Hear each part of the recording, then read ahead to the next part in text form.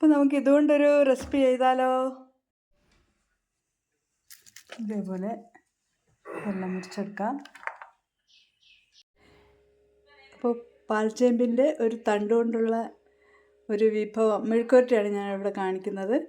അതിന് പുളിയൊന്നും ഞാൻ ചേർക്കുന്നില്ല, അത് ചൊറിയേയില്ല. അത് ഇവിടെ കാണിക്കുന്നു.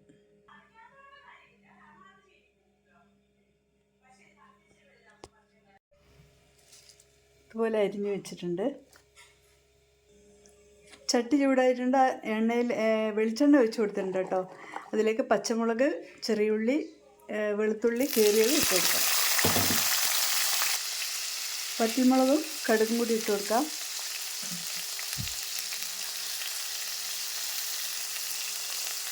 ഇതിലേക്ക് ഉപ്പുപൊടി, മഞ്ഞൾപ്പൊടി ഇട്ട് കൊടുക്കാം. ഉള്ളിയൊക്കെ നല്ല ചുമന്ന് വന്നിട്ടുണ്ട്. നമുക്ക് ചേമ്പിൻ്റെ താളിട്ട് കൊടുക്കും.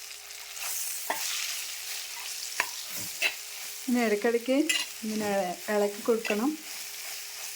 ഇല്ലെങ്കിൽ ഈ വെള്ളം വന്ന് ചേമ്പ് കുഴഞ്ഞു പോകും. ഇങ്ങനെ ഇടയ്ക്കിടയ്ക്ക് ഇളക്കി കൊടുത്തുകൊണ്ടിരിക്കണം. അതിൽ ഫ്ലെയിം നല്ലപോലെ ഫുൾ ഫ്ലെയിം വെച്ചിട്ട് വേണം ഇതിങ്ങനെ ചെയ്യാൻ. ഭയങ്കര ടേസ്റ്റുള്ളൊരു മെഴുക്കുവരട്ടിയാണ് ഇത്. എൻ്റെ ഒരു വകയിൽ ബന്ധത്തിലുള്ളൊരു കുഞ്ഞമ്മ ചെയ്യുന്ന കണ്ടിട്ടാണ് ഞാൻ ഇത് പഠിച്ചത്.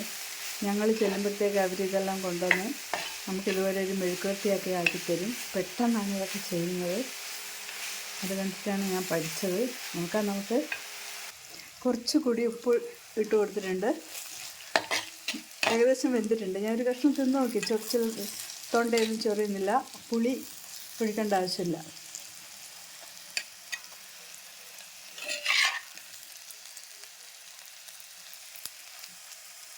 ഇതൊക്കെ പണ്ടത്തെ നാടൻ കറികളാണ്. ഇപ്പോഴാരും ഇതൊന്നും ചെയ്യുന്നില്ല. ഇവിടെ മെഴുക്കുവരട്ടി നല്ലപോലെ റെഡി ആയിട്ടുണ്ട്. വേകാനൊന്നുമില്ല, എല്ലാം നല്ലപോലെ വെന്തിട്ടുണ്ട്. അപ്പം ഇത് എല്ലാവരും ഒന്ന് ട്രൈ ചെയ്ത് നോക്കണം കേട്ടോ, ഈ മെഴുക്കുവരട്ടി. ഇനി ഇതിൻ്റെ കൂടെ ഇതിപ്പോൾ ആർക്കെങ്കിലും ചൊറിയുന്നുണ്ടെങ്കിൽ അതിനൊരു വേറൊരു ചമ്മന്തി ഞാൻ കാണിച്ചു തരാം. പാത്രത്തിൽ കുറച്ച് പുളി എടുക്കാം. അതിലേക്ക് കുറച്ച് വെളിച്ചെണ്ണ ഒഴിച്ച് കൊടുക്കാം.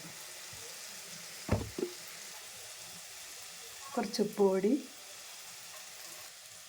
ഇതിലേക്ക് 1 ടീസ്പൂൺ മുളക് പൊടിയും കൂടി ചേർത്തിട്ട് ഇത് നല്ലപോലെ ഇങ്ങനെ ഉടയ്ക്കാം.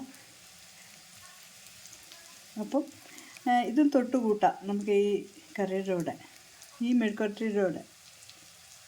ഇതാണ് ചമ്മന്തി.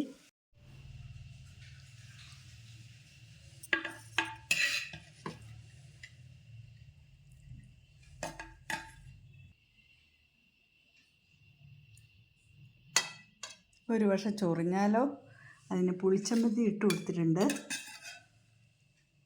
നോക്കട്ടെ എന്താ പറയാ നോക്കാം.